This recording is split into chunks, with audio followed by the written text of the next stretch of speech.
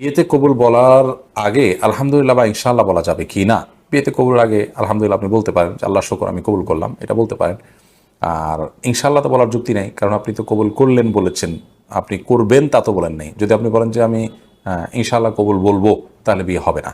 এটা বললে বিয়ে হবে না, বিয়ে সংগঠিত হবে। আপনি ইনশাআল্লাহ কবুল করলাম যদি বলেন, তাহলে ইনশাআল্লাহটা মিনিংলেস হবে আর কি। ইনশাআল্লাহ তো ভবিষ্যৎকালীন ক্রিয়ার জন্য ব্যবহার করা হয়। আপনি তো কবুল করলাম অতীতকালীন ক্রিয়া বা বর্তমানকালীন ক্রিয়া বলেছেন, যার কারণে এখানে ইনশাআল্লাহ নয়, এখানে হবে আলহামদুলিল্লাহ।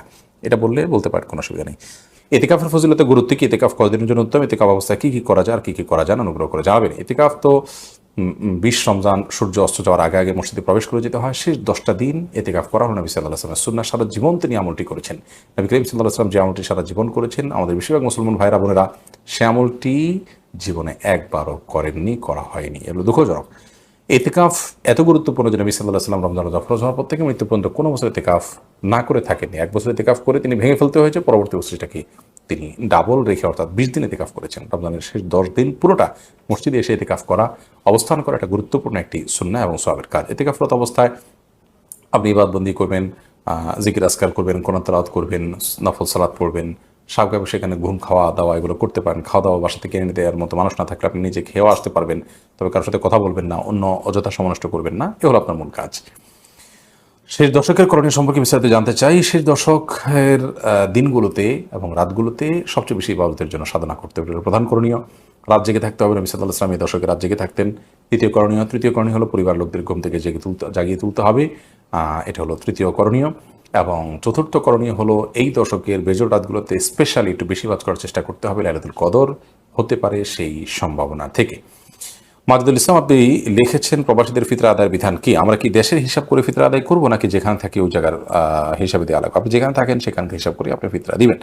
ফিতরা কি আলাদা করে রেখে ঈদের পর আদায় করা যাবে? না, ঈদের পর আদায় করলে ফিতরা আদায় হবে না, বরং ফিতরা আদায় করতে হবে ঈদের সালাতের আগে। নবী করিম সাল্লাল্লাহু আলাইহি ওয়াসাল্লাম বলেছেন, মান আদ্দাহা ক্বাবলা সালাহ, যে ব্যক্তি ঈদের আগে ফিতরা আদায় করবে ফাহিয়া মাকবুলা, তাহলে সেটা ফিতরা হিসাবে কবুল হবে।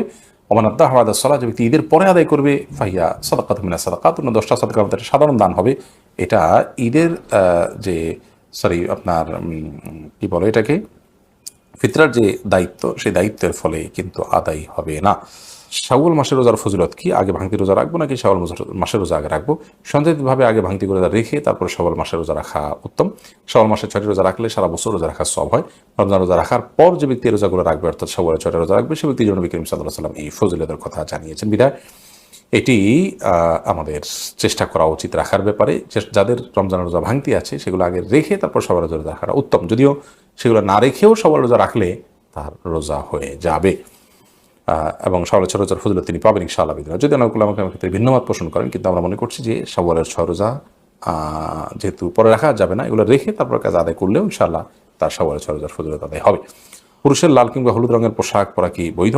এগুলো পরা তার জন্য নিষিদ্ধ। বিশেষ করে লাল পোশাক পরা পুরুষের জন্য নিষিদ্ধ, তবে সেটা হারাম পর্যায়ে না, মাকরুহ পর্যায়ে। আল্লাহ ছাড়া কারো নামে কসম করা যাবে কিনা? না, আল্লাহ ছাড়া কারো নামে কসম করা যাবে না। কসম হবে শুধুমাত্র আল্লাহর নামে। নবী করিম সাল্লাল্লাহু আলাইহি ওয়াসাল্লাম বলেছেন, মান আরাদা ইয়াহলিফা ফালইয়াহলিফ বিল্লাহি আও লিয়াসমুত, যদি কেউ শপথ করতে চায় সেজন্য আল্লাহর নামে শপথ করে অথবা নীরব থাকে, আল্লাহ ছাড়া কারোর নামে যেন শপথ না করে। এরপরে প্রশ্ন হলো, রোজা অবস্থা যদি হস্তমৈথুন করে তাহলে রোজা ভেঙে যাবে কিনা? ভেঙে গেলে যদি সাথে সাথে ফরজ গোসল করে পুনরায় রোজার নিয়ত করে তাহলে কি রোজা হবে? না, এর ফলে রোজা আর জোড়া লাগবে না। হস্তমৈথুন করে বীর্যপাত যদি কেউ করে তার ফলে রোজা ভেঙে যাবে। এই রোজা তাকে পরবর্তীতে রেখে দিতে হবে এবং এই রোজার ভাঙার ফলে তাকে কাফারাও আদায় করতে হবে। অর্থাৎ একটি রোজার কারণে তার একটা রোজা তো কাজা করতেই হবে, সাথে আরও 60টা রোজা টানা ধারাবাহিকভাবে বিরতিহীনভাবে রেখে দিতে হবে।